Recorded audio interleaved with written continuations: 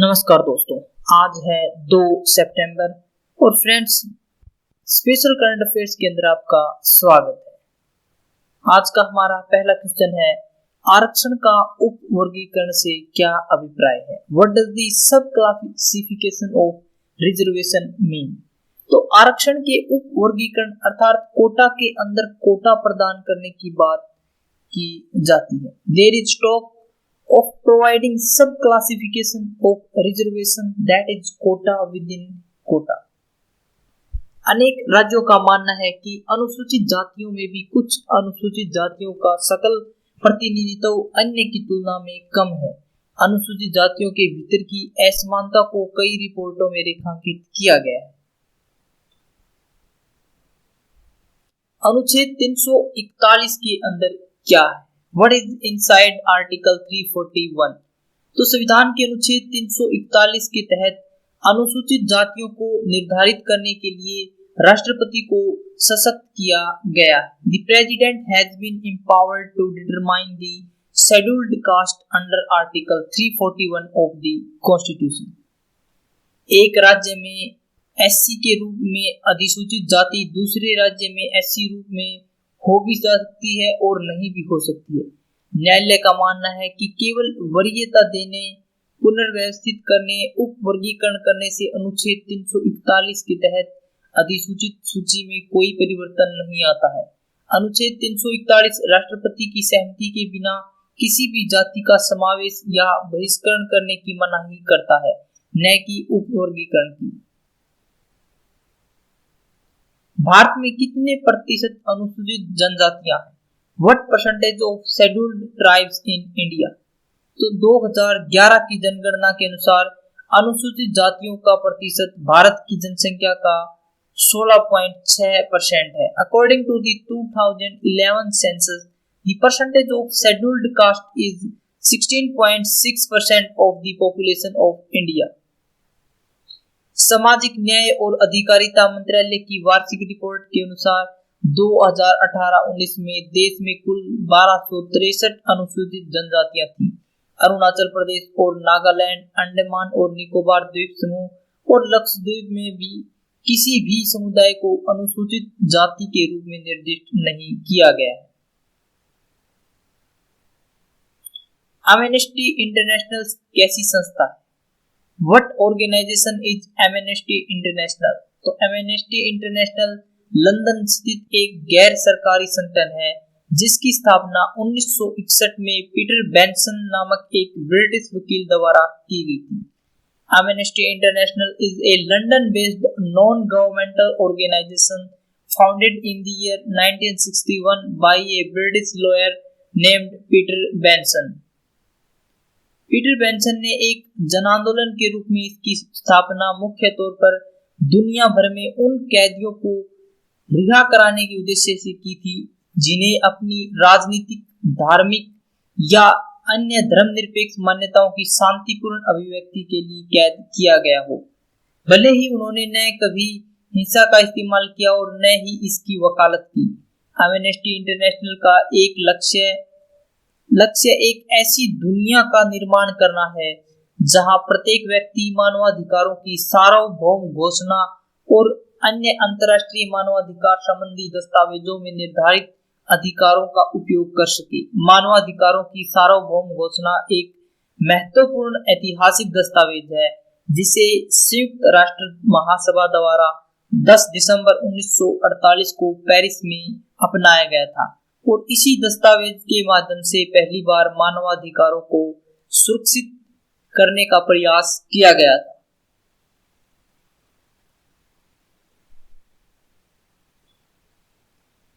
हमारे देश में चुनाव की देखरेख और उसके संचालन की जिम्मेदारी किसको दी गई है? Who has been given the responsibility of overseeing and conducting election in our country? तो 2 स्वतंत्र संवैधानिक प्राधिकारियों भारत निर्वाचन आयोग और राज्य निर्वाचन आयोग को दी गई है। 2 independent constitutional authorities, Election Commission of India and State Election Commission। देश के कई राज्यों में पंचायत और नगरपालिका चुनाव के लिए जिस मतदाता सूची का प्रयोग किया जाता है वह संसद और विधानसभा चुनाव के लिए उपयोग की जाने वाली सूची से भिन्न है। प्रधानमंत्री नरेंद्र मोदी भी कई अवसरों पर पंचायत, नगरपालिका, राज्य विधानसभा और लोकसभा के चुनाव के लिए एक आम मतदाता सूची बनाने के विचार को प्रकट कर चुके हैं। सभी प्रकार के चुनाव के लिए एक आम मतदाता सूची बनाने के विचार को एक देश एक चुनाव की अवधारणा से भी जोड़कर देखा जा रहा है। फ्रेंड्स, अगर आपको बैंकिंग में एसबीआई क्लर्क हो, SBI PO, IBPS clerk, IBPS bank यानी कि बैंक से रिलेटेड किसी भी एग्जाम के लिए अगर आपको करंट अफेयर प्रिपेयर करनी है तो आप यहां से कर सकते हैं। भारत निर्वाचन आयोग का गठन कब किया गया था? When was the Election Commission of India formed? तो 1950 के अंदर भारत निर्वाचन आयोग का गठन किया गया था। भारत निर्वाचन आयोग को संविधान के तहत मुख्य तौर पर लोकसभा, राज्यसभा, राज्य विधानसभाओं, राष्ट्रपति और उपराष्ट्रपति के चुनाव संपन्न कराने की जिम्मेदारी दी गई थी। हमारा आपसे क्वेश्चन है कि पहली बार चुनाव कब हुए थे? कमेंट करके हमें जरूर बताएं कि पहली बार चुनाव कब हुए थे। राज्य निर्वाचन आयोग का गठन कब किया गया था? When was the State Election Commission formed? तो 73वें एवं 74वें संविधान संशोधन अधिनियम 1992 के अधीन प्रत्येक राज्य में पंचायती राज संस्थाओं एवं शहरी निकायों के चुनाव निष्पक्ष व समय पर करवाने हेतु अलग से राज्य चुनाव आयोग की व्यवस्था की गई है।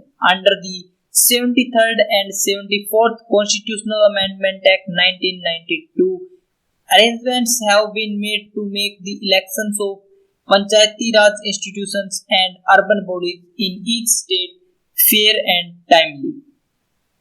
राज्य निर्वाचन आयोग को राज्य संघ शासित क्षेत्र के निगम, नगरपालिकाओं, जिला परिषदों, जिला पंचायतों, पंचायत समितियों, ग्राम पंचायतों तथा अन्य स्थानीय निकायों के चुनाव के संचालन का उत्तरदायित्व दिया गया है।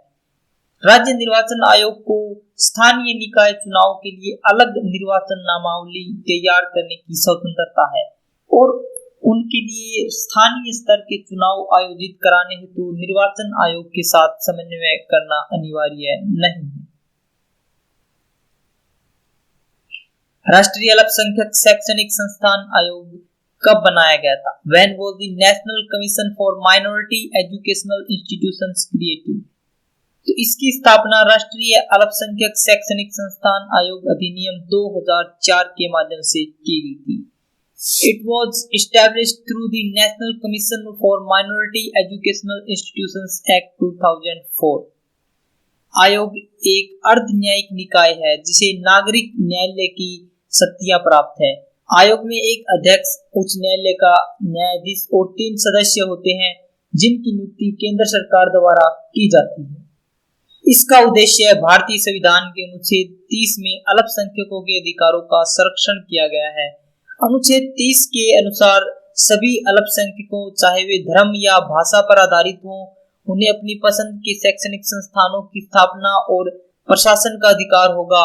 आयोग इस संबंध में अल्पसंख्यकों के अधिकारों के कमी या उल्लंघन के बारे में शिकायतों का निपटान करता है। इसकी भूमिका आयोग को 3 प्रकार सहायक कार्य, सलाहकारी तथा सिफारिश करने की शक्तियां प्राप्त हैं। राष्ट्रीय अल्पसंख्यक शैक्षणिक संस्थान आयोग के तहत अल्पसंख्यक कौन है? Who is a minority under the National Commission for Minority Educational Institutions? तो इस अधिनियम की धारा 2F के अनुसार अल्पसंख्यक वह हैं जिन्हें केंद्र सरकार द्वारा इस उद्देश्य के लिए अल्पसंख्यक से रूप में अधिसूचित किया गया। According to Section 2F of the Act, a minority is one who has been notified by the central government as a minority for this purpose। केंद्र सरकार द्वारा राष्ट्रीय स्तर पर मुस्लिम, ईसाई, सिख, बौद्ध, पारसी और जैन समुदायों को अल्पसंख्यक के रूप में अधिसूचित किया गया है। यह अधिनियम अल्पसंख्यकों के निर्धारण में राज्य सरकारों को कोई अधिकार नहीं देता। प्रतिशोध मनुष्य को जलाती रहती है।